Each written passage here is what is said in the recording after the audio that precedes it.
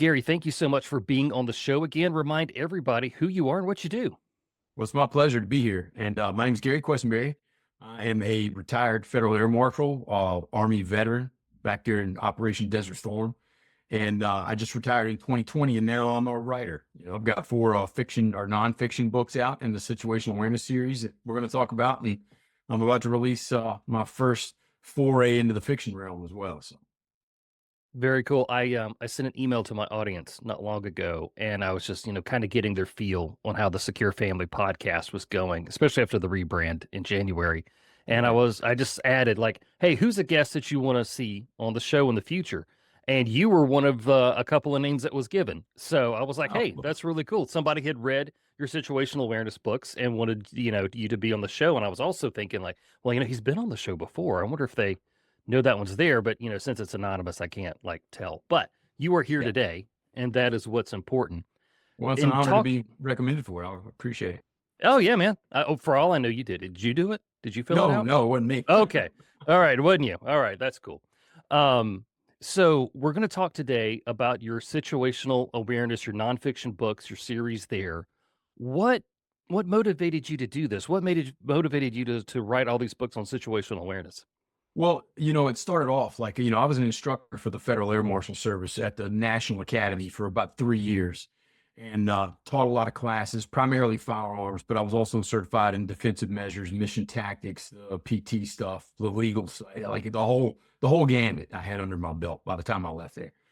And I started teaching kind of on the side, on my own, some firearms classes. And I've always been the type of guy, whether I'm teaching hand-to-hand stuff or firearms or whatever, I feel like situational awareness is one of the most important aspects of personal safety and self-defense. You can't effectively fight what you don't see coming, right? If they get the drop on you, they've got the drop on you. And, that never works out well because you're always working from a place of reaction. So anyway, I'm teaching these courses, firearms courses. I'm talking a lot about situational awareness. And after the class, that really resonated with everybody. And, I made some pretty good points during the class, and they wanted me to put something together that was specifically like maybe a half a day, 3 hour course, something like that, just on situational awareness. So at the time, I was still working as an air marshal. And while I was flying, I don't like to have a lot of stuff spread out in front of me. So I just had my little notebook and my pen, and I would make notes and bullet points on things that I wanted to talk about. And the more I looked at that, the more I started realizing that it looked like a table of contents. So the class went over really well. I felt like the information was valuable and kind of helped everybody out that attended. And I decided that I was going to take those little bullet points that I put together for the class, and on flights, I would just start filling them in. Like bullet point one is, let's just say, for instance, the mindset, predatory mindset, like how the predators think. So I just started Mhm. writing as much as I could about that, doing a little research on things to fill in the gaps of stuff I didn't know.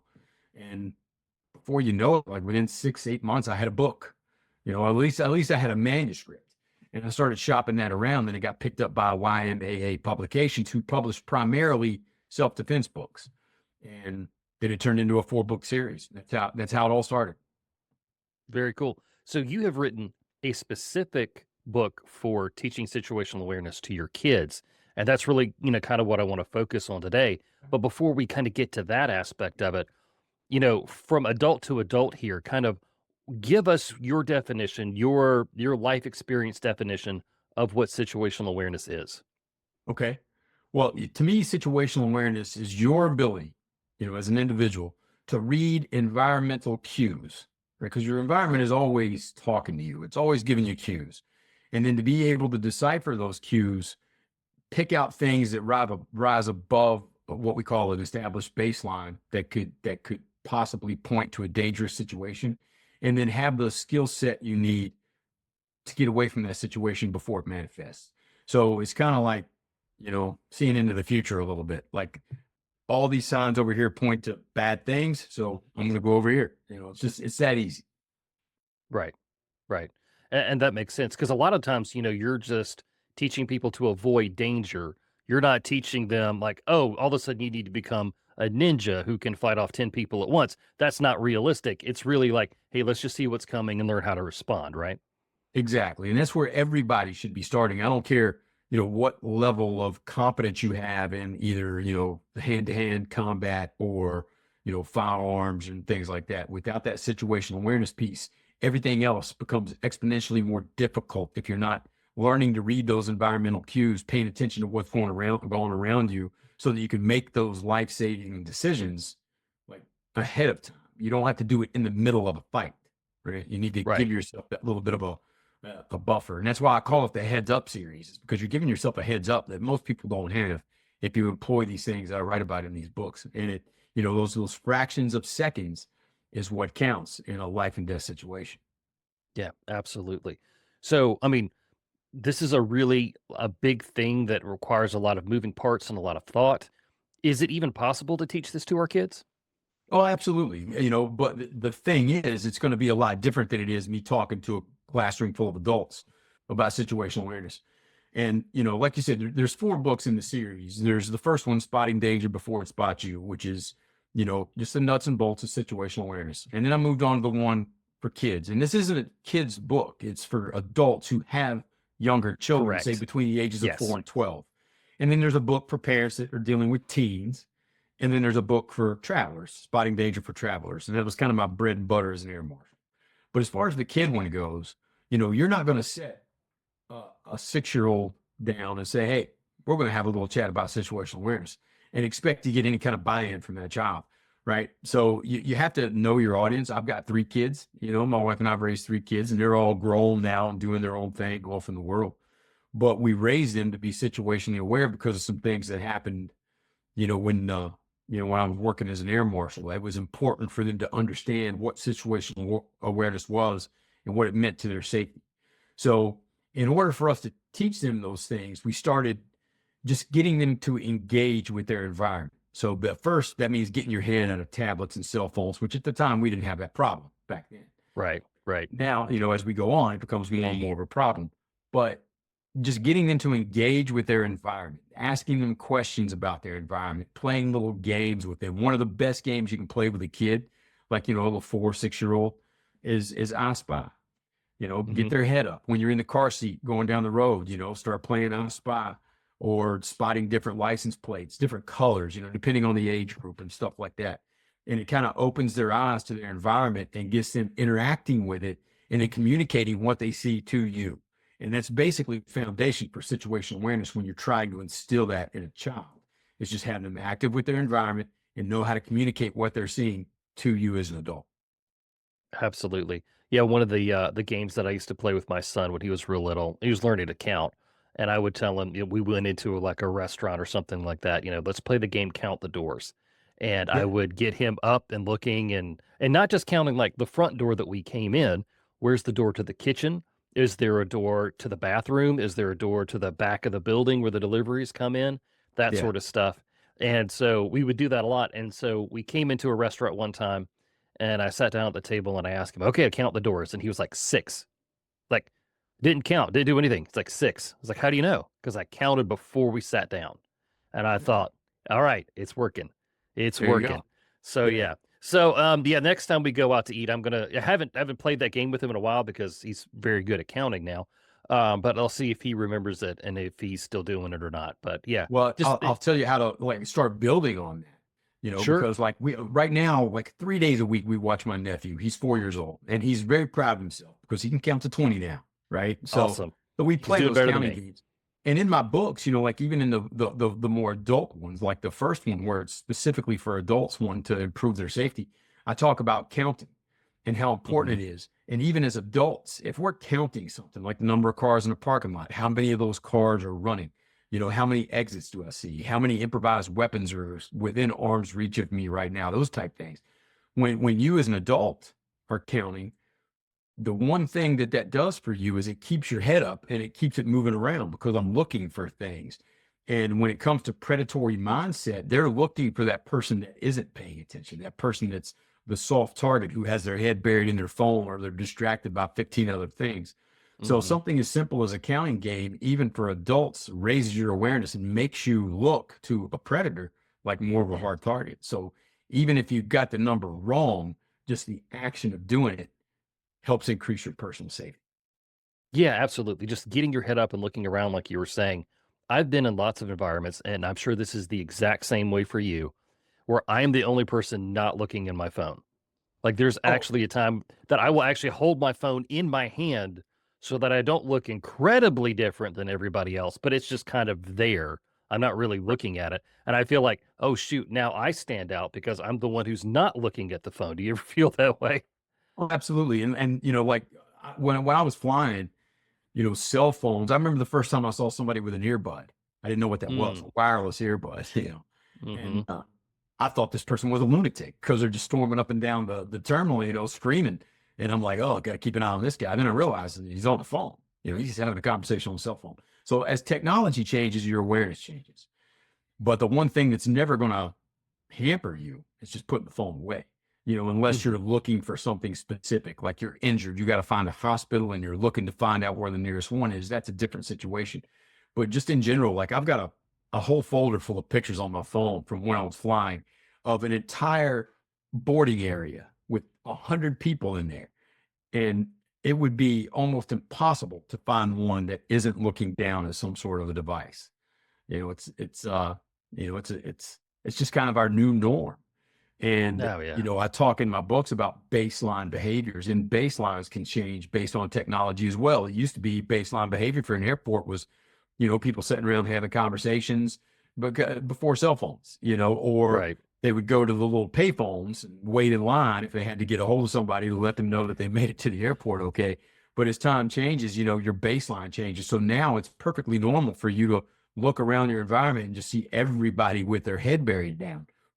What would be a baseline anomaly at this point, something that you'd need to like pay attention to, is someone who doesn't do that. Somebody whose head is up and looking around.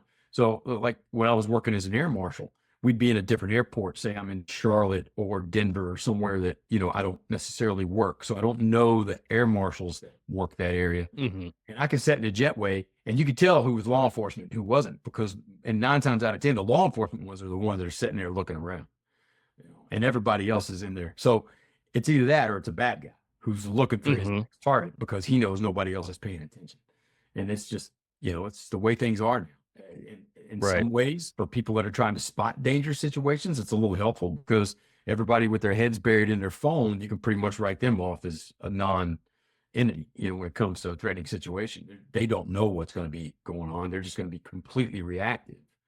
So it's a weird state of affairs, man, but it's the way the world is now, I suppose. Right. And, we're heading that way where more and more digital integration into our lives and all that sort of stuff. So it'll be kind of interesting to see how this turns out. But you're right. You're like, we need to teach our kids that, like, when you're in public, you don't put your face in your phone. You need to be up and looking around, which is where, like, all these games come into play. Right. For the people who are listening, who are like, "Hey, this sounds like a good idea, but I don't wanna scare my kid. I don't Yeah. want to, like, ruin their innocence," because I think every parent is afraid that they're gonna be the one that ruins their kid's innocence. What do you tell to parents who are like, "I'm not sure that this is right for my kid. I'm not sure I know how to do it. I'm a little afraid to broach this subject." How do you help that person? Well, I mean, you can do it without instilling fear. And I'm a big proponent of the fact that, fear is no way to teach a child. Mm, So, I've never been the type of parent that would be, like tell my child, don't do that, like let them figure it out kind of thing. mhm, Unless it's like super dangerous. I know they're going to get hurt. Of course, I'm going to stop them. But, the fear thing, when you're playing those games, you don't have to tell your child that you're playing this game because there's a bunch of bad people in the world who would hurt you if if they could. mhm, And I'm trying to protect you from that. They don't need to know that part. As long as you're keeping their head up, you're keeping them engaged with their environment. And then once they get past the counting games and the exits and stuff like that, you can start doing things like talking to them about how they felt about people. Like when, mhm. when that guy at the checkout counter at the grocery store was talking to you, did that give you a good feeling or did that give you a bad feeling? Did that person seem happy? Did they seem mad? So that they can start recognizing emotions and motives in people as well. And then from that, then you progress into the communication piece.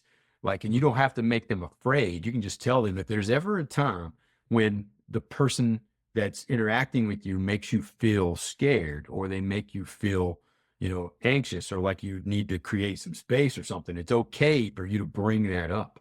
And if you need to Mhm. communicate stuff with me like that, I'm here and I'm here to help you kind of thing. So you go from the playing the games and making it fun and keeping them engaged with their environment to learning how to monitor baselines and people's behaviors and their kind of their moods and stuff like that, because that's part of the baseline.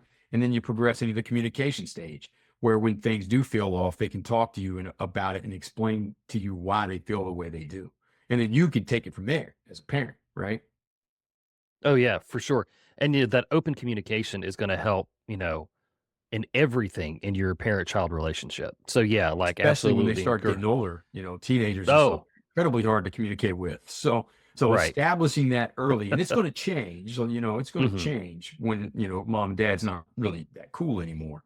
But as long as they understand, why you're doing it and that it's for them, there may be things that they don't want to tell you, but I believe with all my heart, because I've seen it happen with my own children, when you raise them that way, and then they genuinely feel that their safety is in jeopardy, they will come to you with it.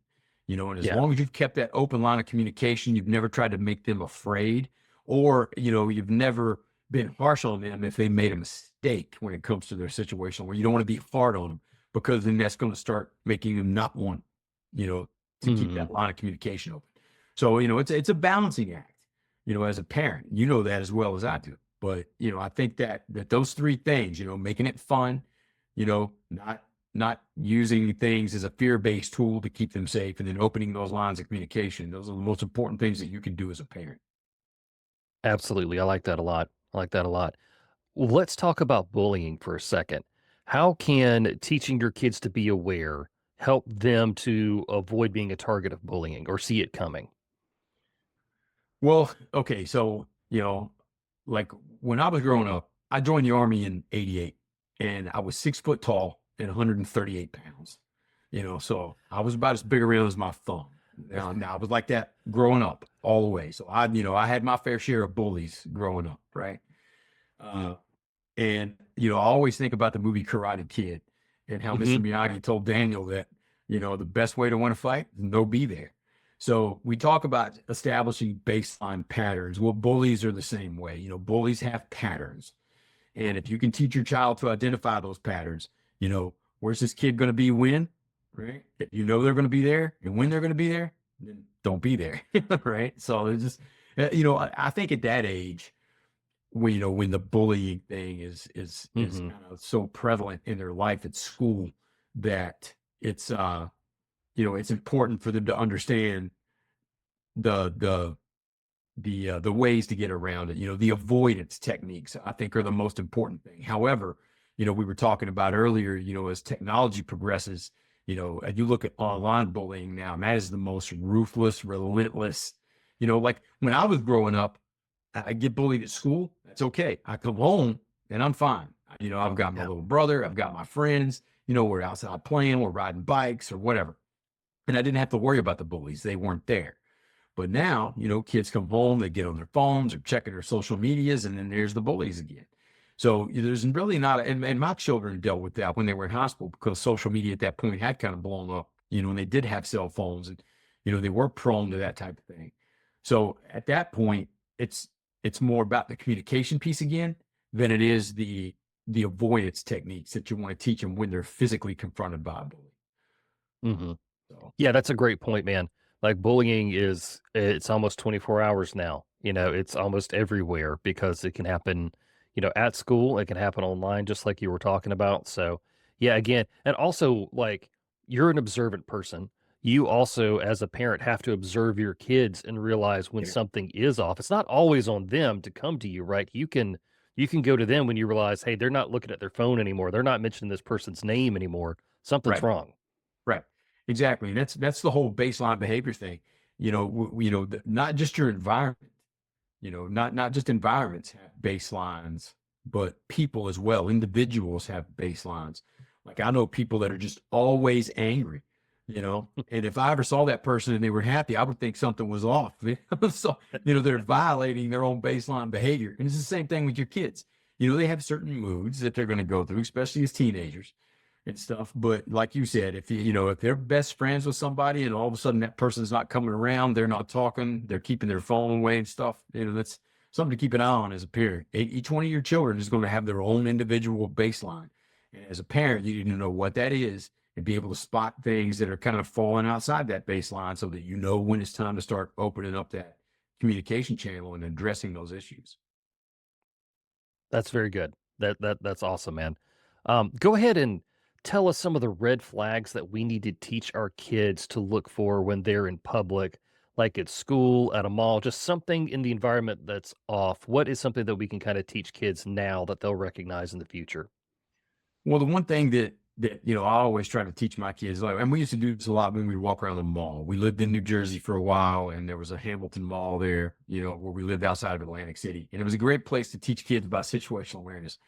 Well, some of the red flags and stuff is people that just seem erratic, in their Mm, behavior, or if you get, and I always taught my kids one of the most important things that you can teach your child, because I've always said that you can trust the intuition of horses and children more than anything else, right? So if your child tells you they got a bad feeling about somebody, that person could be your best friend. Trust me, you need to start looking into it. So, when children are very in tune to that type thing. So if they get a bad feeling about somebody, that's something I always told them to pay attention to. So if they were out and about, that's one of the red flags. Like if somebody just looked at them a certain way or spoke to them when I wasn't paying attention or my wife wasn't paying attention and it gave them a certain feeling, that's the first red flag, that bad feeling. If you get a bad feeling about something, that's your red flag that you need to tell us, why, what it was and why. And we'll get you away from that situation if we need to. So, just little things like that. Listen to your intuition. Other red flags would be, adults that are initiating conversations with underage children, kind of out of the blue. I've always told my kids that unless you're lost or you're seeking help, there's not an adult in the world that needs to just come up and start a conversation with you, right? Unless you're in like Claire's looking for a pair of earrings and the girl behind the counter wants to help you out. That's different. It's all situational based. But, mhm. unsolicited conversation, questions, pleas for help from an adult. An adult doesn't need a 6-year-old's help to do anything, right? So there's certain little things, and listening to that intuition. Those things are what will keep your younger children safe and help them make better decisions as they get older. Like you can see that progression in your kids. I played those games with my children when they were young. And then when they became teens, we walk around that same mall. And every now and then, my oldest daughter would like elbow me and be like, look at that kid, condition white, doesn't know what's going on, right? And I'm like, yeah, you're right. And you don't want to be in condition white, right? And no. Mm-mm. So it's little things like that. Just teaching them, what to look out for, those red flags like we just discussed, and then us as parents watching them and their reaction to things so that we can keep that communication. Right. And, teaching kids that their intuition is important is big. But I can see this as, as I'm, inevitably growing older, the more my intuition talks to me, sometimes I want to just quiet that little voice and say, oh, no, you're not right, either because I want to deny what I'm seeing, or Yeah. sometimes it's like, oh, I'm making an unfair assumption about this person, like I'm being politically correct in my own head. How do we teach our kids to really truly listen to this voice, because it's going to help them in the future and not to suppress it like adults try to? Well, when my kids were little, I used to tell them all the time, and this is something that was told to me by an instructor, years ago, is that we are the only animals on the planet that will look danger, like obvious danger, straight in the face, and then try to rationalize it. Like, you could be in the middle of being attacked. And sometimes, they've done interviews with people, and I've personally talked to people who their first inclination is to be like, well, I don't know what I did wrong. You didn't do anything, Right. right? This isn't your fault. You were attacked, right? So, we're the only animals on the planet that do that. And when my kids were little and I wanted to talk to them about the importance of intuition, one of the fun things that we used to do all the time, my kids love it. My little nephew that we watch now, he loves it as well. We watch these documentaries on the Disney Channel and stuff because they're a little more kid friendly, And you see a bunch of zebras at a watering hole, and all of a sudden here come a couple lionesses walking across those zebras aren't hanging around or, wondering what they're doing there. They're getting out, right? They see danger and they get away from it. So one of the biggest things that you can teach your children is, when you get that bad feeling, it's kind of like that little animal instinct in you. Like you've got that in you too, just like those zebras do, right? And when you see something that gives you a bad feeling, it might not be a lion. It might just be some dude at a checkout counter in a grocery store, but you need to get away from that or tell mom and dad, so that we can handle it. And that's the way that we always did it, to try to get them in tune with that intuition, is to kind of tie it to something that they were familiar with, like those documentaries and stuff. And because they can see that, they can see the reactions, to dangerous situations. And then when they start understanding that we need to be the same way if we intend to keep ourselves safe. That's not saying every time, you see something that you're unfamiliar with, you just dip away from it as fast as you can, right? There's going to be a Right. natural curiosity. But when you're listening to that intuition and you're getting those bad feelings about something, that's when you got to start paying attention. Absolutely, man. Yeah, you're tying it back to the nature documentaries because my son watched those too. And that you're right, it does because like humans still kind of follow the same predator prey relationship of like, a cheetah and an impala. It's all there. And I do find because I use that sometimes with adults, I'll say that in my podcast, these impalas, they don't stick around, when they hear that or they hear the roar or they get that scent, they're moving on. So I think that's a They're great out. way to yeah, and that makes sense to so many people, and it's a great way to tie it all together. Yeah. S so, let's talk about your latest project. You have dipped your toe into the world of fiction. Tell us about your latest book. All right. So I started writing fiction. I've always been told, because I'm from the Appalachian Mountains here in Virginia. I've always been told that I was a good storyteller. Most, folks around here are. They tell a very, Mhm. very good story. So my wife is always telling me I should write a book. And, after I got the 4 nonfiction books under my belt, I kind of had a bit more, knowledge as to how that whole process went. So I felt comfortable enough to just take an attempt at, writing a fiction manuscript. So I wrote a book. It's called Homecoming. It comes out April the 1st. The protagonist in that story is a man named Case Younger, and he, was an Army veteran, Federal Air Marshal. That's when similarities stop, except for, I he was lives I was in gonna Marine Life. say, it sounds real familiar. Well, write what you know, right? So there's elements of me in there, but this is not me, right? I'm not this guy. So anyway, Case Younger in Homecoming, uh, he's on a routine flight from Athens to Philadelphia, and there's a hijacking, and he stops that hijacking, and the media attention that's focused on him after that was enough to drive him away from the job, because there's some bad things that happened, during the hijacking that he was having a hard time processing. I don't want to give too much of the book away, right? But Right, so right. he flees that media spotlight and goes back home to a little town, fictional town, Pikesville, Virginia. And he just tries to reconnect. He left 20 years ago. He's lost contact with his brother, his friends, his ex-girlfriend. And those are relationships that over time have deteriorated. And he's trying to get those back up, and make those people part of his life again. But in doing so, he kind of stirs up some people who are up to no good in that town, and they start coming after him. And uh, the retaliation piece of it is pretty exciting. So it's something I hope everybody enjoys. It's a 3-book series. So Mhm. book 1, and I've got it right here. As a matter of fact, there's the first hard copy right there, That Homecoming, looks good. A Case Younger thriller. So they're available for pre-order now anywhere you order books. They come out April the 1st, and then the second book is called Dead to Rights, and that one's going to be out in August, so just 4 short months later. And then the third and final Wow. book in the series Okay. comes out April 1st of next year. So this whole thing is happening in a 1-year period. It's keeping me hopping, but Yeah. it's a good story. It's getting great reviews. We've already got a guy in Hollywood taking a look at it to turn it into a screenplay. So we'll see where it Very goes. I'm pretty cool. excited about it. Yeah, man. Because I've read the first part of the book, and you're, I don't know if this was part of it or not for you, but like you're still teaching in the book. Like I can Sure. see, like there's sentences like just like here and there. Um, I don't want to reveal too much because like in the very beginning, there's a girl who gets into some trouble, and you make a note in there about she didn't see the expression on his face change as he turned away. Like there was this clue that was there, she didn't Right. catch it.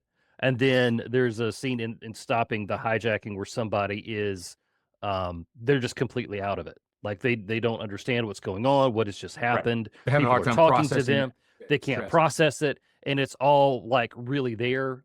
There's a lot of stuff from perspective of reading people's nonverbal cues that are all that's not fiction. That's all real. That's all Right. there. So like while even this is a book of fiction, you're still going to learn how to read people and understand what their intent is based on just reading this fiction book, which I think is really cool. Yeah, there's there's a lot in there. When I wrote it, I wanted it to be realistic, Mhm. but I didn't want it to just be realistic in terms of, you know, I, I use the word magazine instead of clip, when I'm talking about firearms. Little stuff like that drives people crazy, Oh, yeah, it drives and me I've got crazy all too. that down, the weapons Mhm. handling, knife take describing the way to take a knife away from somebody, things like that I've trained for my whole life and I've got it in the book. But what I wanted to get across to the reader was some of the more nuanced things, like Mhm. during the hijacking, people's different reactions. Like Yeah, some people are right. frozen in place and they can't react to the instruction that he's giving them, you know, or some people are just losing their minds and trying to crawl over the seat to get away from the threat, and some people are, taking note of the man with the gun and they're doing what they're told. So Mhm. all those different little reactions. And then, as you read the book, you'll see scenes in there where somebody walks into a room and the first thing that my protagonist, Case Younger, looks at is, their hands. Right. He's like, I mean, look at this guy's hands.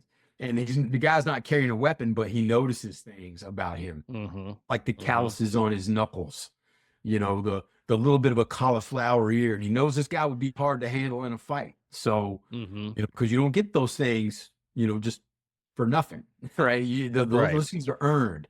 And, Case knows how to pick up on those things and kind of put people into little boxes. Okay, like this is somebody I need to keep an eye on. This is somebody that I don't have to pay that much attention to. Things like that. So I wanted folks to read the book and see that whole process or kind of feel it and like be able to apply it in something that doesn't feel so sterile like a classroom environment, like I'm teaching them a class. Mhm. It's just part of the Right. story and it makes Right. sense when you read it. And then you can be like, oh, you know what? That makes sense. I'll have to start doing that. And good, and that's what I got out of this too. So, read the book, enjoy the story, and pick up some things that could potentially save your life. So, Maybe. Gary, thanks for being on the show. I appreciate you. Where can people find out more about you and the upcoming book? Okay, so right now everything is pretty much on my website, which is GaryQuessenberry.com. There's links to all my social media. It's Gary, at Gary.Quesenberry on Instagram. That's where I'm most active. And on my website, on my YouTube channel, and on my Instagram and Facebook pages is the trailer. There's actually a book trailer for Homecoming. And if what I said about it or what you said about it didn't get people excited, watch the trailer. I think that really gets people kind of spun up and they're like, oh, that looks really good. I'm going to have to read that book. So, but everything's right there, GaryQuessenberry.com. Very cool, man. I appreciate your time. I appreciate the books that you're writing and how you were trying to help people lead safer, happier lives, buddy. God bless you. I appreciate it, man. Thanks for everything you're doing. Thanks for having me on and look forward to listening to your stuff in the future.